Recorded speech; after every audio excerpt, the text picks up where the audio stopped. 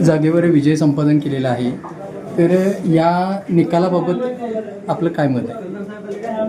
चंदगड नगरपंचायतीचा निकाल तसं जर बघितलं तर तो आमच्या दृष्टिकोनातून धक्कादायक आहे. कारण का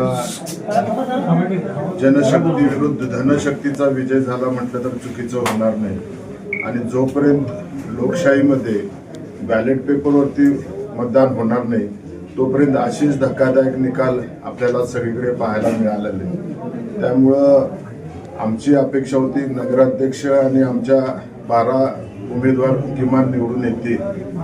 निकालाचा जर ट्रेंड बघितला, सरासरी जो फरक जाणवतो, निवडून आलेले 8 उमेदवार त्यांना पडलेली मतं आणि नगराध्यक्षांच्या जे काय पराभव झालेला आहे तिथं जे काय निकालाचं हे दिसतं, त्यामध्ये कुठंतरी ह्यामध्ये घोटाळा झालेला आहे असं आम्हाला तरी वाटतं. आणि त्यामुळं सर्वसामान्य जनता आमच्या बाजूने असताना राज्याचे मुख्यमंत्री इथं येऊन प्रचारासाठी दुसऱ्या बाजूनं इथं आले असताना सुद्धा 8 जागा आमच्या निवडून आलेल्या आहेत. म्हणजे लोकमत हे आमच्या बाजूने आहे. भाजपच्या आघाडीला सुद्धा 8 जागा आणि 1 नगराध्यक्षपदाची जागा मिळालेली आहे. त्यामुळं फार काय असं आम्हाला सेटबॅक बसला असं म्हणणार नाही. शेवटला लोकशाही आहे. लोकशाहीचा जनतेनं दिलेला कौल आम्हाला स्वीकारावा लागेल.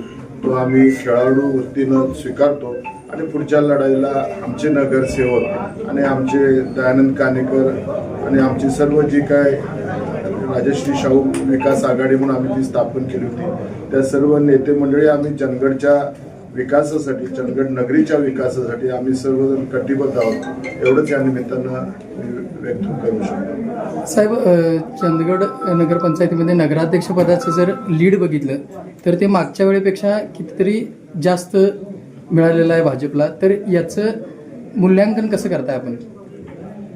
नाही, मगाशी जसं मी म्हटलं की त्यामध्ये जनमत आमच्या बाजूने असताना सुद्धा आम्हाला अशा तऱ्हेचा धक्कादायक निकाल लागतो. 8 उमेदवार आमच्या निवडून येतात आणि पहिल्या राऊंडमधले 9 पैकी 6 उमेदवार आमचे आले आणि दुसऱ्या राऊंडमधले आमचे 2 उमेदवार आले.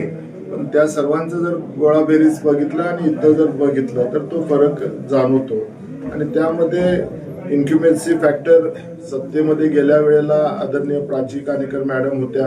सगळ्याच लोकांच्या अपेक्षा आम्ही 5 वर्षात पूर्ण करू शकतो असं पण होऊ शकत नाही. त्यामध्ये काही ना काही अडचणी असतात, राहतात.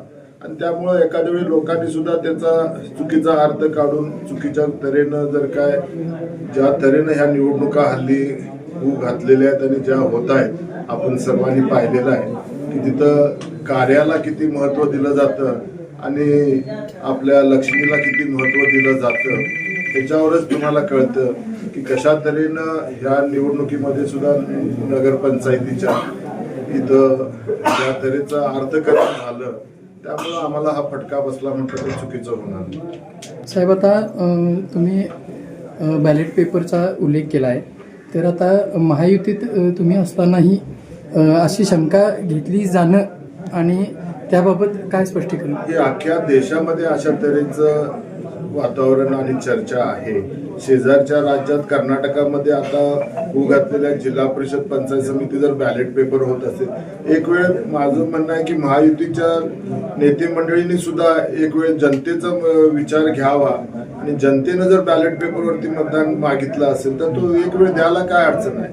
आपण खऱ्याचं खरं आणि जे दूध का दूध आणि पाणी का पाणी होऊन जाईल ना, त्यावेळेला आम्हाला सुद्धा आमचा विश्वास पटेल की आम्ही बॅलेट पेपरवरती निवडून आलो नाही तर आम्ही ते मान्य करू.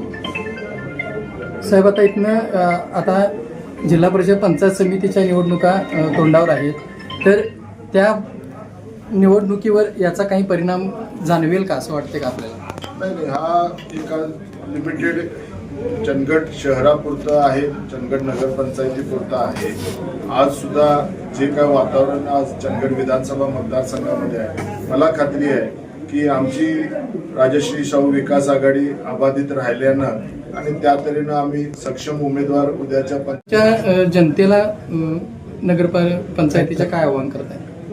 मी चंदगड नगरपंचायतीच्या तमाम जनतेला मनापासून धन्यवाद देतो की त्यांनी धनशक्तीला विरोध करून आमच्या 8 नगरसेवकांना निवडून दिलं. प्राची कानेकर मॅडमनी आणि दयानंद कानेकर आणि आमच्या सर्व नगरसेवकांनी गेल्या 5 वर्षामध्ये या चंदगड नगरीचा जो विकास केलेला आहे त्याची जाण इथल्या सर्व मतदारांनी ठेवली आणि पुन्हा आमचे 8 नगरसेवक निवडून दिले.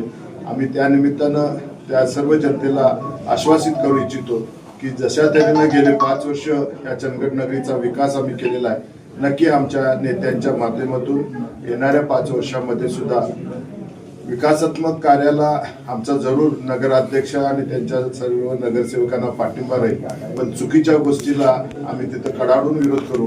चंदगड नगरीच्या सुधारणेसाठी, चंदगड नगरीच्या विकासासाठी आम्ही नक्की हातात हात घालून काम करू आणि चंदगडच्या वैभवामध्ये भर पाडण्यासाठी ही राजश्री शाहू विकास आघाडीचे सर्व नगरसेवक हे कार्यरत राहतील. हा शब्द आम्ही त्या सर्व चंदगडच्या तमाम जनतेला देऊ इच्छितो.